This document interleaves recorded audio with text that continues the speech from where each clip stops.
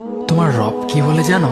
তুমি যাকে আমার চাইতে বেশি ভালোবাসবে, আমি তাকেই তোমার কাছ থেকে দূরে নিয়ে যাব আর তোমাকে বড্ড একা করে রাখবো।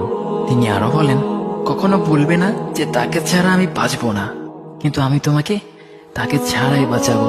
পিছনের সব আবেগ কেড়ে নিয়ে তোমাকে দিব্যি সামনে এগিয়ে নিয়ে যাব।